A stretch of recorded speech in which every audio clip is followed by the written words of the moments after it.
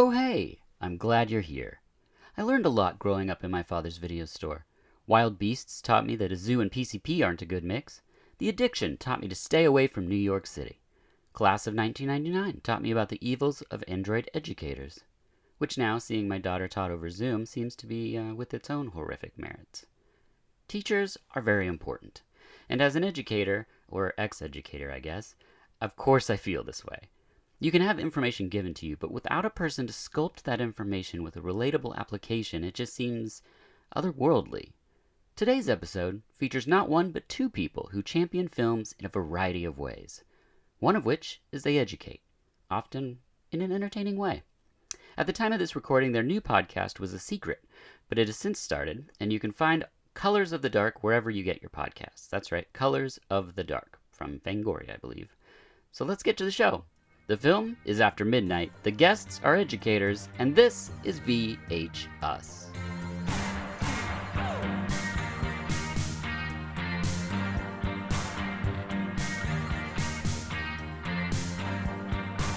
Hello, and welcome to VH Us, the podcast where each episode is about a film, and the guest has the profession portrayed in the film. I'm your host, Derek Marshall, and you can find us on Instagram and Twitter at VHS_podcast, and original art and trailers at VH-US.com. I'm joined in the studio today by Dr. Rebekah McKendry, who's an American film director, producer, film journalist, podcaster, and academic. Thank you for being here. Thank you so much for having me. People can find more about you on Instagram and Twitter at Rebekah McKendry. Mm-hmm. We are also joined by Commando of Cinema, Elric Kane, who is an award-winning filmmaker, producer, podcaster, teacher, and word on the street in certain circles, a dreamboat. Thank you for being here. Wait, what? How come you get dreamboat? Well, no, he said word on the street. So, and it's true, on the streets, I have been called that. I've been called many things. Never heard that happen. Just depends which street. It's true. In Vancouver, it's really big. People can find more about you, Elric Kane, on Twitter and Instagram. The reason I'm joined by Rebekah and Elric is because we're brought together by the film After Midnight from 1989. Was this a first-time watch for either of you? No, I'd seen this one before. I watched this maybe, I want to say like 5-6 years ago when Scream Factory did a Blu-ray release of this, or it may even have been more recent than that. I don't know. We're in the middle of the pandemic. Time has lost all meaning at this point. But Scream Factory did a pretty snazzy Blu-ray release of it a couple of years ago. Mm-hmm. And I watched it then. But I think it was the first screening for Dreamboat. Yeah, I mean, some of us are too busy just gazing at ourselves, narcissist stuff. I had heard the title because I remember when Jeremy Gardner's new film got retitled to this. I was like, wait a minute, that's already a movie. That's stupid. Yeah. Something else was much better title. But I had never seen it, didn't know it was an anthology. And this is the first podcast I've been on in my entire life where this film, and there might be another film we mentioned where I hadn't seen them prior to getting ready for the show, which is weird. Usually I'm the one who picks something and come into the show, but it was a good thing, as we will get to. That's great. At the time of this recording, it's available to rent at your local video stores like Movie Madness here in Portland. It's on Blu-ray from Scream Factory, or you can stream it on Prime. The synopsis is: an attractive college student begins a journey of terror when she takes a class on fear from an off-center professor, it's written really well, who believes one must experience fear to understand it. I don't like that it says attractive. It makes me think of the back of the Shakma Blu-ray that starts off with the sentence, a murderous baboon with a red ass escapes. And I'm like, why are we talking about the color? If either we talk about the color of everyone's ass, or I don't want to know about it at all. That's all you can see when he's escaping. No, he has a red ass. I mean, that's like plot point right there. You can't miss it at all. In fact, when I watched it with my wife, she's like, they're right. I mean, that is very red. That is a very red ass. No, Shakma, that's one of our kind of like guilty pleasure films. Yeah. Where I can't call it great, but I will watch Shakma anytime. Agreed. First, let's talk a little bit about who's involved in this film. We got director Jim and Ken Wheat. Are you familiar with their canon? No. Yeah. I like to call them the Wheats. Their cinema was very limited. Yes, it's true. They did Lies in 83, Ewoks Battle for Endor in 85, and After Midnight in 89. But as a writing duo, they did Nightmare on Elm Street 4, The Fly 2, The Birds 2, Pitch Black, Chronicles of Riddick, Furia, which is another Riddick film. So I would definitely call them more prolific as writers. Yeah. I am a huge fan of the Pitch Black franchise. So I will give them mad props for that. And I got to say, Ewoks Battle for Endor, pretty good. Not bad writing. And for years, I've been trying to champion for people to understand that Birds 2 is so much better than that first crappy one. It's just, I don't know a single human who's seen Birds 2. And I even think calling it a sequel is very dicey in my mind. I haven't seen Birds 2. Now I feel like I really need to watch I think it's called Land's End or something. Birds 2. Yeah. That's the brand of clothing. That's confusing. Now, well, I think after Birdemic came out, I looked it up and I was like, what? There's a sequel? I did not even know there's, and I think Tippy has even got some sort of, they recycle something. It's terrible. Yeah. But we will give him mad props for Pitch Black. Yes. The cinematographer is Phaedon Papa Michael, if I'm saying that correctly. Phaedon, I think. Phaedon. It sounds like something that would come out of your mouth when you're coming out of anesthesia. In Greece.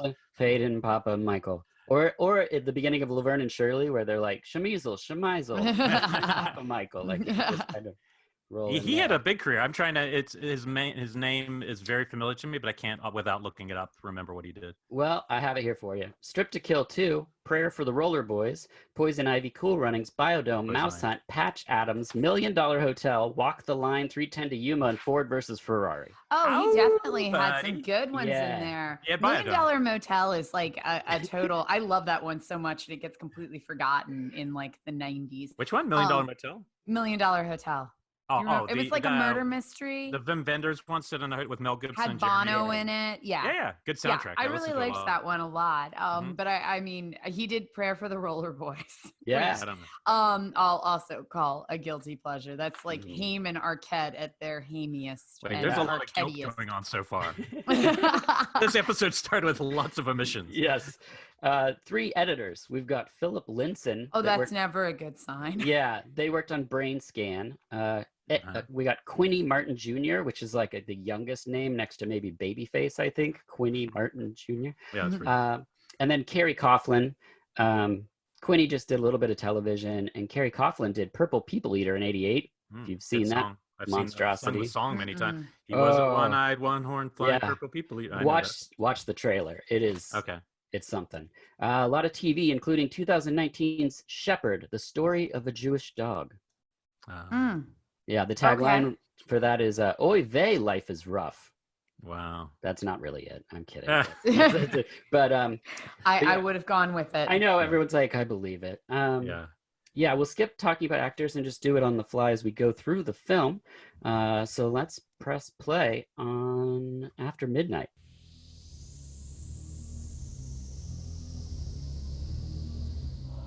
The film is a homage to Dead of Night from 1945. Elric, is that the other movie you were talking about? No, the other movie, you mentioned another, well, Dead of Night, it's a great movie, but you mentioned another movie that we both watched. Oh, yes, yes. We can get to that later. Yeah, sure. That's a great one. But no, Dead of Night from 1945, that's one that I show in my class almost every year. Okay. Just because they're all good segments, but that final one, the ventriloquist dummy, is just absolutely dynamite. And so you can kind of feel, that was it wasn't by any means the first anthology film, but it was the first one that kind of feels like what we in contemporary terms think of as the anthology film, of having like a really constructed wraparound and that all the stories somehow weave into it organically. Unlike most, including this one. I don't know. I'm not sure how organic some of these stories are to the wraparound, but I have to say, the whole reason that I remembered this film from when I saw it a couple of years ago was the wraparound. I couldn't remember any of the segments, and I mean, it's only been 5 years. And I mean, definitely there was one this time rewatching it that I was like, well, this is actually like a really good tension piece. But what I did remember was that wraparound and thinking like, this is like a really tight little wraparound. Like the segments were okay, but the wraparound was really compelling. Like I was definitely into that part. Yeah, I agree. And we start off right away with Allison in a cardigan, which is a lovely, notable sweater choice in the film. And our friend says they got to go to class, and they see Rami Zada from Two Evil Eyes, who's teaching psychology of fear. So, I mean, talk Well, about it. I'll stop at just really quick. I'm going to stop really quick and point out her Yeah. friend because I love that actress so much and she does not get nearly enough love. She was Dolores Rebchuk in Grease too. And I have the poster right above my head. So I have to give her some mad props for that. Just because she is an actress that I loved from my childhood. Was she in Californication as She's well? in Californication. She Oh, plays yeah. Spackler's Winkle's wife. I can't even remember what her name She was. she was Louis C.K. like before all that controversy. She was his girlfriend, longtime girlfriend, I think. So I've just always loved her. She's like she's one of fine. those actresses like Fairuza Balk where I've literally or I can't even remember her name, the Sex and the City girl, Sarah Jessica Parker, where I feel like I've literally grown up with them because they were acting in stuff I was watching when I was a kid, and then I watched them kind of grow up and continued like liking their media as I went. So I just have always loved her. Awesome. Well, in this Nightmare University, you also have your own Nightmare University, Rebekah. Could you tell us a little bit about what that is? I do. So Nightmare University is a podcast that I was doing through Fangoria for the past 2 years. Highly, highly academic.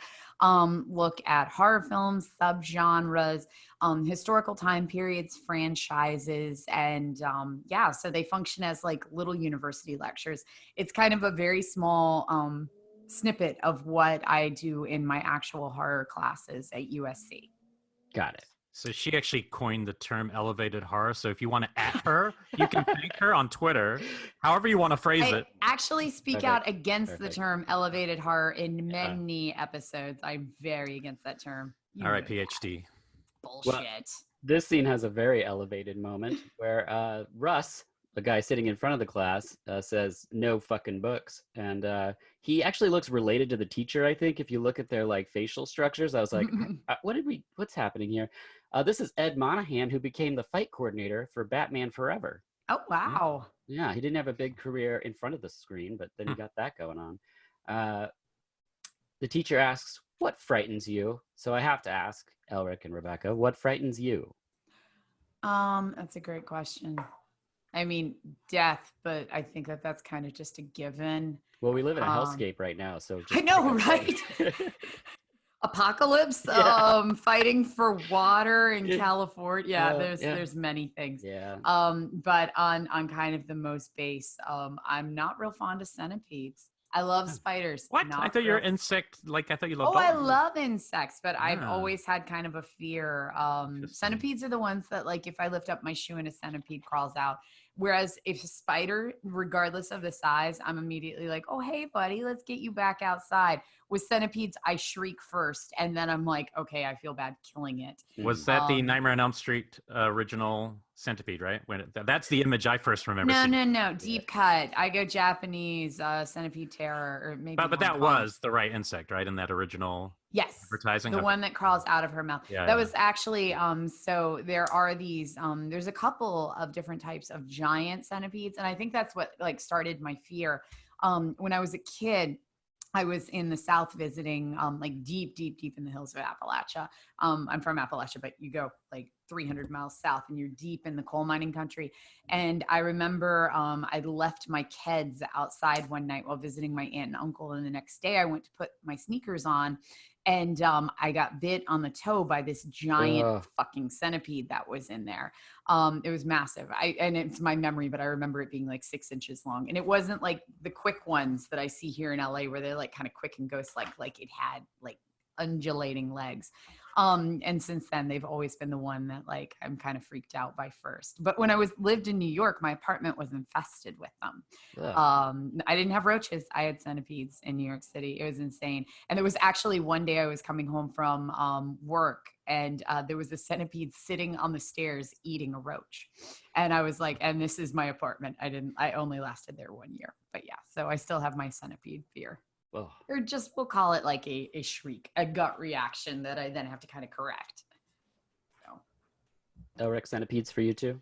Academics. I just anyone with a PhD, it's just instantly grating because I don't have one. Well, I've heard your MFA is terminal. Yes, so let's start with this. That an MFA is the same amount of letters. It's also a terminal degree. No. I just don't see a difference. But yes, no, I mean, in terms of horror stuff, the only thing that still can creep me out in terms of subgenres is a great ghost story, a Mhm. very simple told ghost story, because it's the only one I think there's any possible validity to. You know, it's like, What? yeah, I mean, I think there's every good chance there's ghosts or some sort of afterlife. I don't know. But like I was told a very real ghost story by my mother very young, and it's never, and she's not a believer in this stuff, so it's never fully left me. So when I watch movies, I'm more likely to go, ooh, that was creepy from Paranormal Activity 2 than I am like 99% of other horror films. And I don't know why. I found that one particularly unnerving because you're kind of in your house and it's all the things that look like the world you're actually in, but something's Yeah. off. But I don't know. But I wouldn't say I don't sit around worried about it now. But I was just a very scared kid when it came to that kind of stuff. Every time I'd go to bed, I'd sleep with the covers up thinking there's Mhm. Did you ghosts. have nightmares? Like, what's your reoccurring nightmare? Yeah, I did have some. I had one where there was this thing in the wall that came out of the wall and I was a baby in my dream. I'd always be a baby. The thing would grab me and take me back into the wall, and no one would know where I was, and I was behind a wall. I had it a lot of times, even when I Wait, got a little older. what's that movie where that happens, where the person goes in the wall? I mean, there's a lot. I mean, there's Terrified. Dad Terrified. Ronald, and yeah, there's a lot. Terrified, the new movie. They do Yeah. a lot. It's a lot with the wall and Yeah. So much with the walls. Dad Yeah. Ronald. There's I Yeah, mean, Dad there's a Ronald's whole great. history of things behind the walls. But anyway, that was before I would have seen that stuff. So Right. My right. teeth always fell out. They still do. Mm. Like, that's like my reoccurring nightmare is I will be standing in front of the mirror and all my teeth fell out. But then again, I was like, with you once when that happened. yes, I was getting ready to say, then again, that is like something that really freaks me out. Actually, Elric and I were at Phoenix Comic-Con 2 years or it was 1 year ago. Again, time has no meaning now. It was like exactly 1 year ago. It would have been Hang on like then. last July. We were at Phoenix Comic-Con and I was eating a bag of popcorn and I remember I bit down and I heard a crunch and I was like, oh, that kernel really hurt. Oh, And then no. I felt like I tasted the blood. And I remember looking at Elric and being like, I just did something. And I ran to the bathroom and I spit out like 2/3 of my tooth. Oh my gosh. And then I cried. I cried for like an hour. Well, that makes sense. But That's then, a judgment. but just to counter her crying, she then in the car on our drive home is fixing her tooth with glue in the mirror as we go home. So she kind of It was Ramboed putty. that. It was putty. Yeah, but it looked very Wow. First Blood to me. I was just it like, was, it was really oh, intense. yeah. I got this like dental putty from CVS because it was like open and I was like, I Yeah. have to do something because we had to drive 6 hours back to LA and it was a holiday weekend. So I knew I couldn't even get in to see a dentist for like 24 hours. So we were driving through the desert as I was packing the third left of my tooth with this dental putty. I think I was still crying, but it was pretty badass. That's I think a if you had nightmare for me. If you had a dentist on the show, this would be a great episode. Right now. That's true. That's Unfortunately, true. we just detoured. We just totally detoured into fears. There we But go. that's what we do. That's what we do. Yeah, I like it. The teacher pulls out a gun and puts it to Russ's head. And then Russ, the jock, pees his pants, which anyone could describe as pure cinema. Elric, you happen to have a podcast called Pure Cinema. Based on that moment, like when I saw that moment, I was so blown away by the purity of. Yeah, I do. I have a podcast that is now it does it for the New Beverly. It's twice a month, and we do all movies, all over the place. Yeah, and it's you and Brian, right? Yes, Brian Sauer or Big Bob Freelander, as he's on all socials, which confuses the hell out of me still to this day. Oh, I call him Bob more than anything. I I know. was just giving him props on an episode, and I'm like, Bob Freelander. And then I literally, took when I me- first, yeah. I met him and I was like, Bob, it's great to meet you. Yeah, I remember met that. him- I remember he you came saying to that. horror trivia one time Yeah. and that's all I'd ever known him as. And so I walked up to him and I was like, Bob, I follow you on everything. I feel like a stalker, man. I love you so much, Bob. And he was Yeah. like, my name's Brian. And I was Yeah. like, oh. I also thought he looked before I met him the first time. I thought he was going to look a little more like W.C. Fields because his icon has always been the same icon. And then when I met Yeah. him, I'm just like, oh, it's so funny when you get used to that. But yeah, no, he's great, and he does another show called Just the Disc. So we focus on cult movies, and he focuses on a lot of physical media on his other show.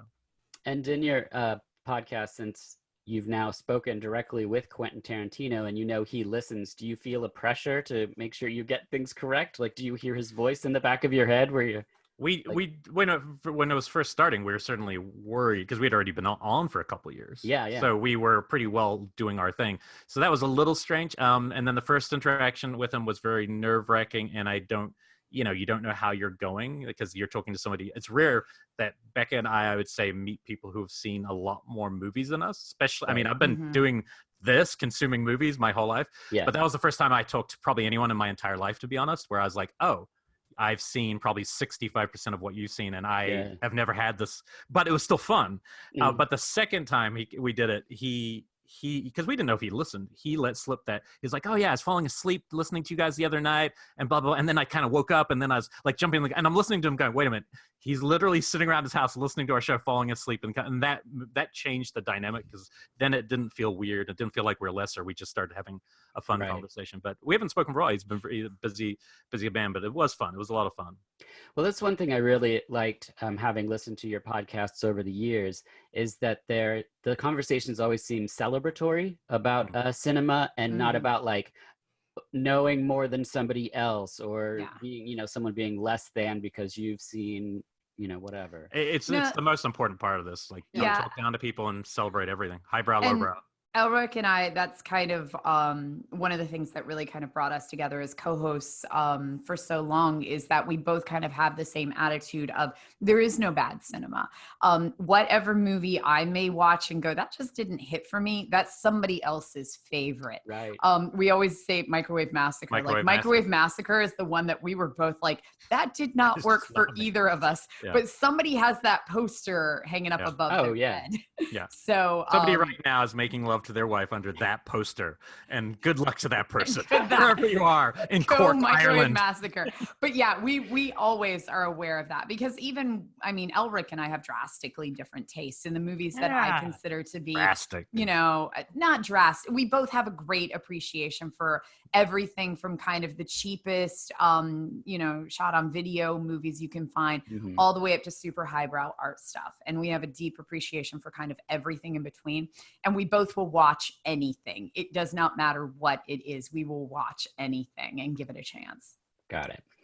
And what do you think makes you two such like a perfect duo for podcasts? Because you're kind of like the not the Turner and Hooch. What's the one I'm looking for? I like Turner and Hooch. I'm going to go canine. Because we're more canine. But no, actually, I'd rather be Hooch than James Belushi. If I have to be honest, I had to choose between a foam at the mouth dog and Belushi. Yeah, I kind of want to. The German Shepherd was really cute. Yeah, I meant Tango and Cash. That's the. I'm totally. He would be Stallone, and I'd be Russell in that for sure. No. Why do I have to be? You'd be Stallone because he's smart in that one. He's like I don't like Stallone in that movie. I thought that was great reverse casting. Smart.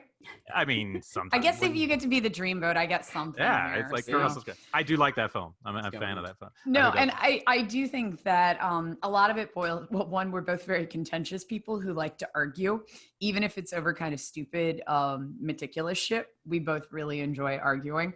But I think a lot of it is just kind of the respect thing that we do. Yeah. We kind of give accolades to everything, and even Microwave Massacre, we could find something that we appreciate about. Yeah, and even if I don't respect her, I respect her degree, and it's Thank you. Yes. No, I do think that's it. I think it's like when you find somebody, it's very hard to find people who are equals in these things that we do, and not because you're better than, but just there's so many. If you've ever had a conversation with somebody, it's the same thing when you talk to a best friend. You jump in and you just go for it, and you don't think. You're looking for that kind of chemistry with the partner. So I've been lucky to have had one with Beck and then also one with Brian. And that's awesome, but with me and Beck, I think it's because we do respect each other's taste, even when we think the other one's insane. And we have fun doing it. And we've done this now like 4 iterations, even though we have something new. We have our 5th show coming up now. Yeah, that we'll be announcing in a couple weeks. Yeah, it's the first time it's just been the two of us. Yeah, I'm really excited for that one. I appreciate both of you and your podcasts. I thoroughly enjoy them. Thank you. Yeah, I just think that you both have a very interesting knowledge in cinema and inside horror. Speaking of inside horror, Elric, what was inside horror? Well, when I first got out to LA, I started working for this video place that did long format TV, like live TV, but for the internet. And they were doing the Walking Dead, Talking Dead before it became The Talking Dead. Right. So they had it about 3 months before it actually went to AMC. And then I was a producer there, and I said, oh, well, can I create my own show? Because most of the shows I was just jumping on. And they said, yeah, you can. So I started one called This Week in Horror, but I was behind the scenes only. I wrote the show, and I didn't want to be on camera because I had no interest in ever doing any of this hosting stuff. I was only a director. I just thought of myself as a filmmaker, never thought of myself as anything but. And then that kind of ran its course, and then I started a kind of a spinoff of that called Inside Horror.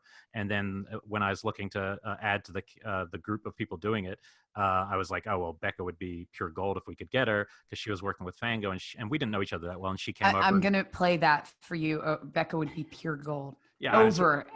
We're all wrong sometime, and this was my harsh lesson that here 9 years later we're still on air together. What did I do wrong? Yeah, and so they brought me in. I was the male girl. And that was kind of important because it was that, and also just interacting with people and bringing in questions. And I was reading on-air questions, but I, like Elric, had never really had a great urge to be on camera. And so that was definitely some of my more awkward moments where I was like, wait, they're going to do my hair. They would have put Vaseline on my teeth because I kept getting lipstick on my teeth no matter what I did. And so, it was definitely a completely different thing. But then we realized that, we kind of both prefer podcasting. Yeah, no, that was a big game changer. But that show was a video show, so we had live video interviews with like Elijah Wood and people like that, and it was fun. We got a lot of just some really good ones in there. Joe Dante came on, but I'll be honest, I never felt myself until I was doing podcasts. I never the part of my personality that I do think works in this kind of medium did not really fully come through when I was still on camera, because I still felt a woodenness to camera one, camera. I just know it's just not who I am. I can turn it on if I need to, but it's not what I am into, really. And I think that it was during that time that I realized that my tastes were so eclectic, because I would get on the show and talk about some, of the weird esoteric stuff that I prefer. And then have people kind of be like, well, can we talk about Nightmare on Elm Street? Which I love, but it was during that time that I really kind of discovered who I am as a horror fan, and really kind of learned my own tastes, and that I do much better if I'm celebrating them than if I'm trying to mask them and be like, oh no, I'm just going to talk about Halloween. Because that's kind of what the masses want. I don't always want to talk about Halloween. I want to get weird. Right. Yeah, we had a number of people approach us in the last couple months about doing things that are a little more mainstream, and you just kind of sit with it. And after doing this for like 7 or 8 years, you kind of go, you know what? I know 100% what I want to do, and it's go even more obscure. Let's get weirder, man. Let's get weirder. Deeper dives into movies that are, because I think that's the other thing. You asked what brought us together. I actually think this might be the number one, because I have a lot of friends who aren't like this. A lot of my friends are more nostalgic viewers who watch their comfort movies all the time. So true. We are both 100% new discovery people. Like, we are always looking to see. I don't need to watch Possession again as much as I love it. Yeah. I choose to watch something that I've never heard of, never seen, and just discovered every time. And she's always been the same. I will only rewatch movies if I'm watching it in a different format. If there's a retro screening and they're showing it in 35 millimeter and the director's there, cool. That is a format I have never seen it in before. I will be there for that. But I can't just sit down and rewatch The Thing. I've seen that movie before a lot. I still recall it. If I have to speak on specific scenes, I might revisit it. But for the most part, I'm constantly hungry for new stuff. I constantly want to be consuming new cinema, not even just horror. I'm just constantly I'm always thinking and working on my list and thinking, and I have a feeling that on my deathbed, that is going to be the one thing I will say is I want to watch more movies, or I didn't get to watch everything. Right. And so that's just kind of, I've always been like that. I'm always on this quest for new stuff. Yeah. I'm the same. It's either things that I remember one scene from, which is the second movie we'll briefly talk about, which I thought was just a Christmas film, or it's new things. It's films I haven't or that actors are in or directors have made. So back to this film. That's a hell of a detour. I love it. The teacher then invites the kids over to his house because he says the university can't stop him. But I think they can. I don't think that that's something that you can do, right? I don't really think they can, actually. Or at least I'm not too sure about that, because I go have drinks with my students. Yeah, I guess because they're older. Yeah, because they're all in their 20s. If they're freshmen. Schools have some of that, some policies like that. I mean, definitely against men. I've heard, I can think of a couple people who've been kicked out of their schools for fraternizing with students. You know what I mean? I don't know. I always do. It's only with my grad students. I'll always do like a last day of class, like let's go have drinks up the street. We always do like an end of class part, but they're like grad students. Yeah, grad students might be different. I did want to say this, and I swear this is true. When I was watching this, the thing that most stood out, because I knew what the show was about, I laughed because what he does in this thing has kind of been a dream of mine since I started teaching. I never wanted to pull a gun, but I had it all worked out that in my head I was gonna pick out a student to contact before the first day of school, and I was gonna go in there and I was gonna be like really militant, the opposite of my personality. And as soon as one person stepped out of line, I was gonna like chew them out, kick them out of the class to the point where they're upset. I'd have everyone's attention, and then the guy would walk in and we would just be like, okay, now that's just called performance. And I was gonna like break it all down. And so when I watched this, my brain was like, oh my God, somebody's actually done it. That's so cool, but with a gun. So I actually had a professor do something like this. So as Elric alluded to, I actually started out as an entomology major in school. Okay. And so I was in super, super early.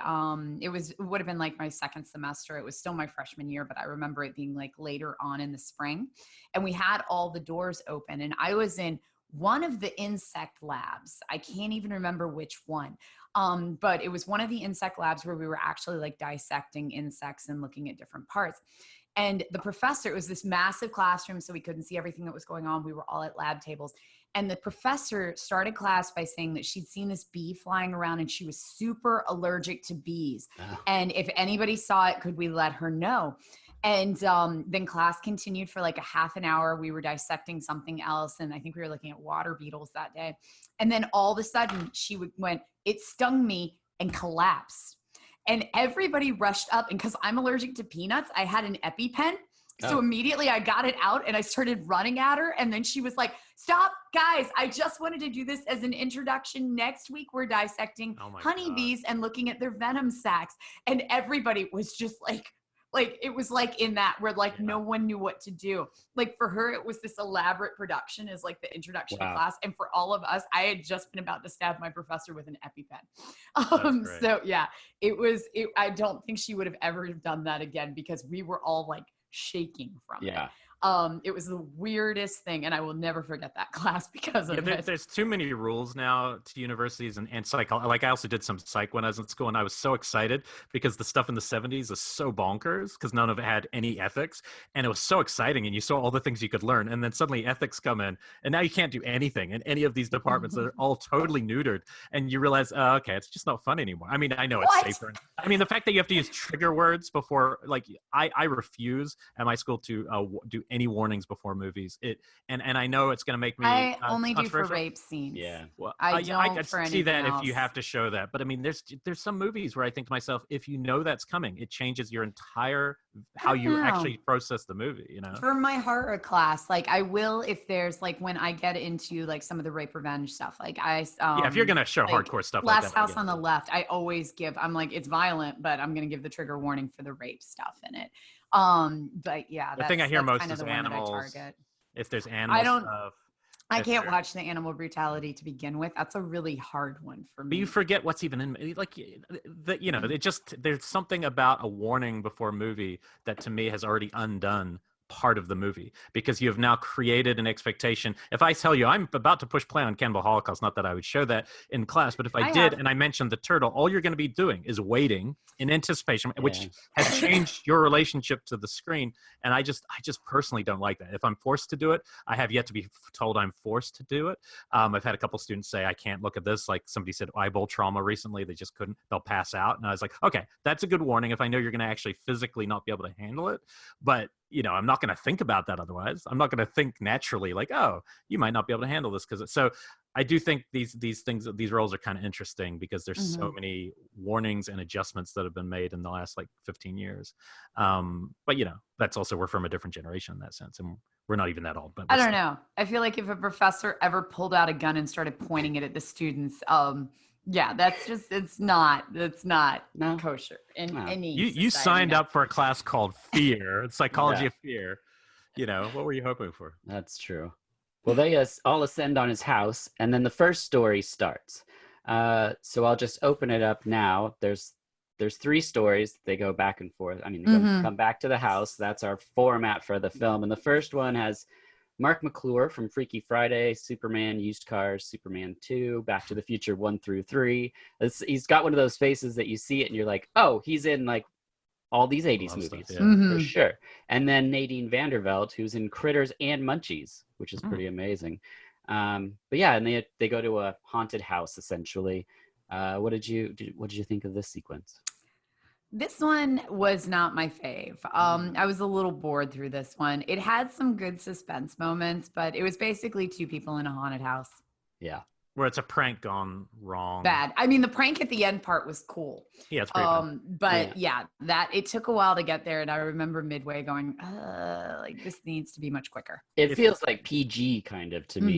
And then when it leads up to the gag, the mask is kind of cool. Like it kind of looks like a psycho granny. Which, speaking of psycho grannies, didn't you direct a film called Psycho Granny? I totally did. That was my Lifetime film from last year. Right. Absolute trip. It's on Hulu right now. I love sleazy Lifetime films. There you go.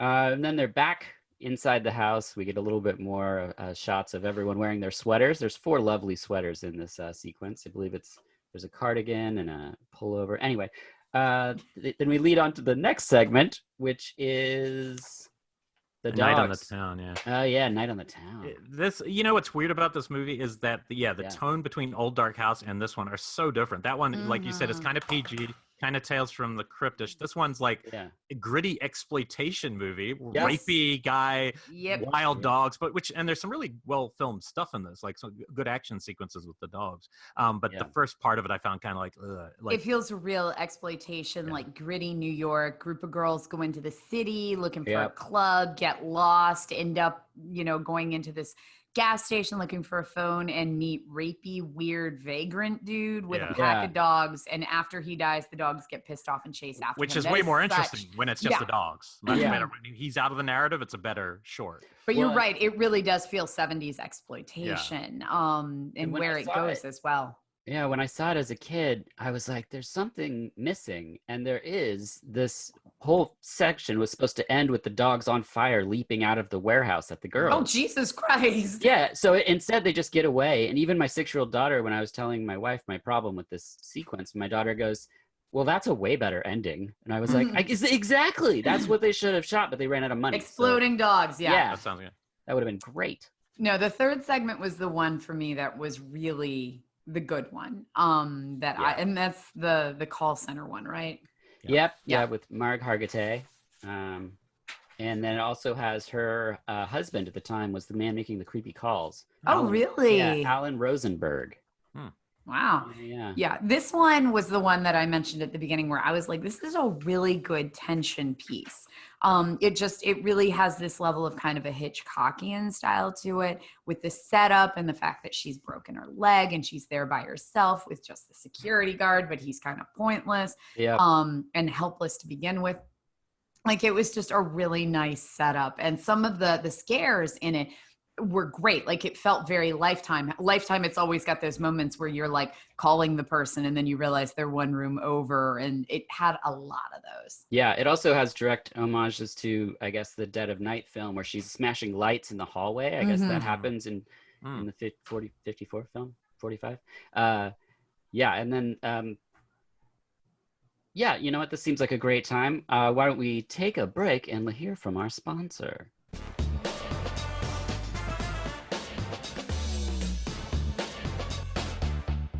Are you tired of boring food and condiments made of processed ingredients? Then you need Marshall's Hot Sauce.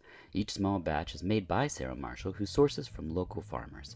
Her dedication to knowing the sources carries on through right down to knowing the single origin beekeeper and even the harvester of the sea salt.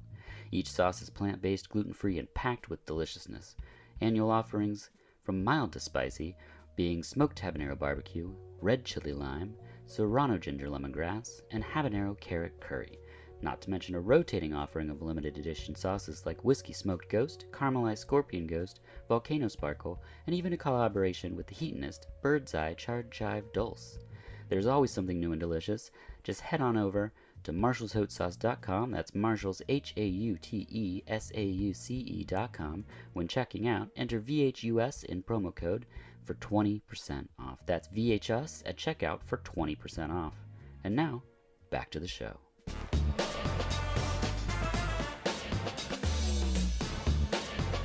We're back. And before we go on with final thoughts for the film, I just wanted to play a game with you. It's a game with pictures. We're going to see who can get what this picture is first. I can't see it. Oh, you're holding it. Is that John Candy with a hook for a hand? Yeah, that's Uncle Buck? John Candyman. Oh. John Candyman. Oh, now I see how this game's going. Okay. By the way, that's very well drawn. Oh, thank you very And much. by the way, I had my screen pushed to the side, so I thought you weren't showing me. I had to move the screen. All right. Okay, here's the... Otherwise, I would have totally said John Candyman. Okay, some sort of demon Roseanne. No, Roseanne Bargoyle. Yeah! Boom! Oh, was it Roseanne Bargoyle? That's good. Roseanne Bargoyle. Here's this is kind of a twofer, so it's going to be kind of hard to hold up here. Oh, so Golden Girls. I've forgotten which one. Estelle Oh, there you go. Getty Loch Ness Monster? It's the Loch Nestel Getty. Oh, Loch Ness Nice. Getty. Yeah. Okay, and last one. This is a twofer. These are great. Rob Zombies and... I can't tell who the other one is. Oh, it's is that Natalie Portman, Black Swan, or? Oh, it's close. These are both musicians. Okay, Rob so Rob Zombie. Zombies. And Lady Gaga. Lady Godzilla. Lady Godzilla. Godzilla. And Moth Rob Zombie. I like Rob Zombies. Yeah, that works. But yeah, Mothra. My daughter is a big Mothra fan. I dig it. Should have recognized by the wings. Awesome. I just love playing a visual game on a podcast. And now final thoughts on After Midnight. You know, this one's definitely worth it if you are an anthology completionist. This is not one that I would say you need to rush to see.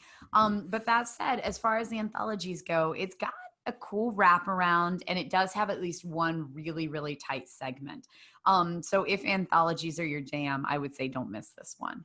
I like the premonition angle of it. I like the girl that it opens with, this girl who's like we shouldn't go to this class. There's something wrong, and the way it ties up by the end of the movie. There's some like interesting visual gags to kind of cycle back to the start, which I just thought was kind of original. I liked her performance too. She's a little bit more grounded, a bit more real than the rest of the actors in this. Just she's all kind of freaking out. The main teacher's pretty over the top. But I'd say that the storytellers are too. This is my story. I was too scared to tell it. Right.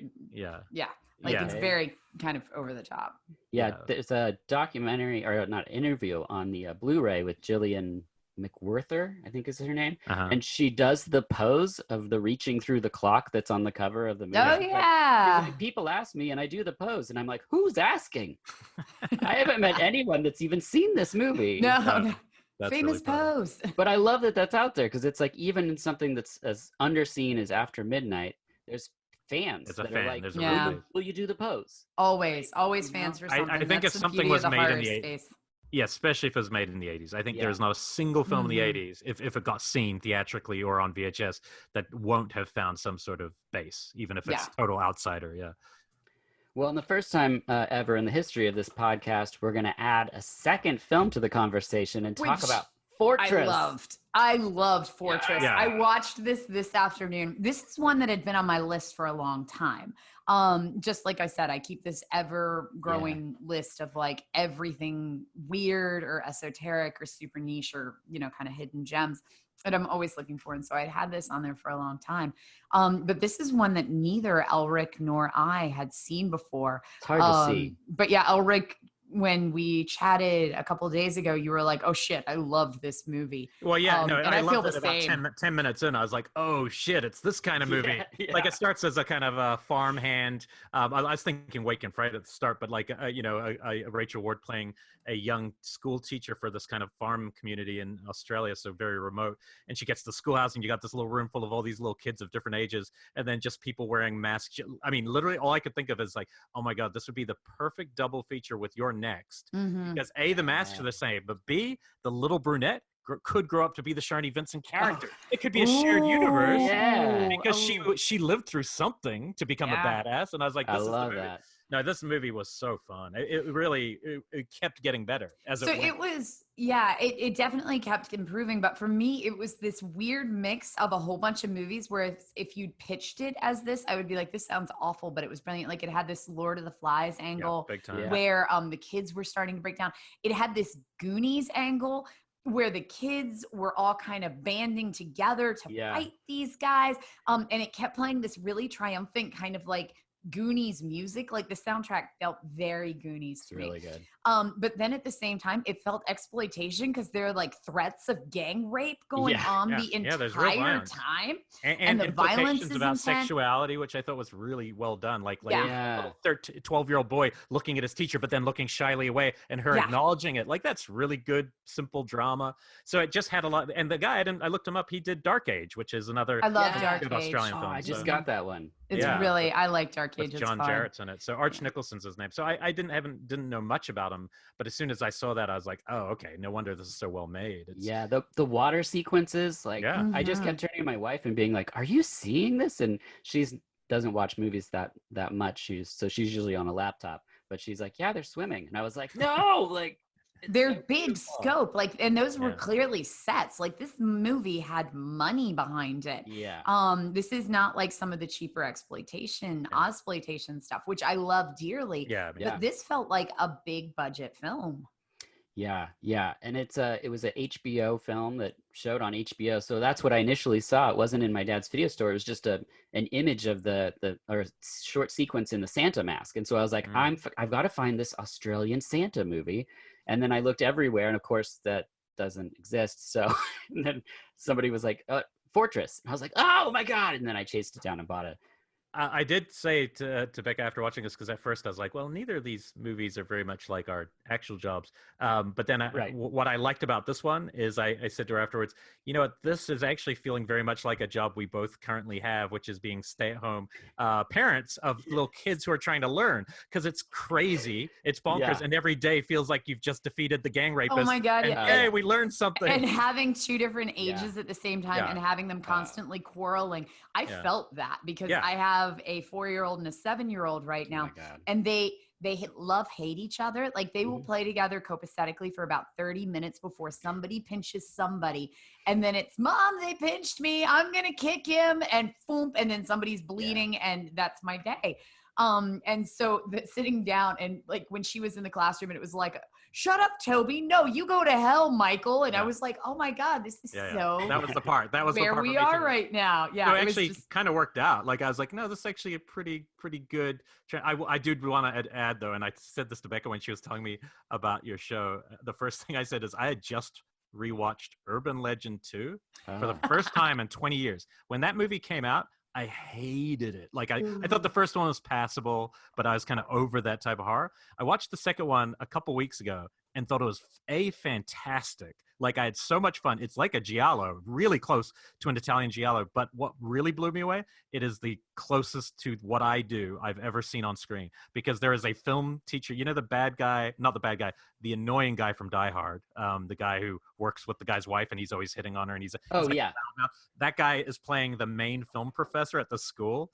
And everything that comes out of his mouth is great. But there's a guy who walks into his office, a really old professor. He's like, I just wanted to come and talk about Bresson and Godard. And the guy's like dismissing him. He's all gone. And then some students like, I want to make something like Carpenter. And I was just like sitting there watching this like movie that I hated when I saw it. And I was in film school when I saw it. So it was kind of interesting.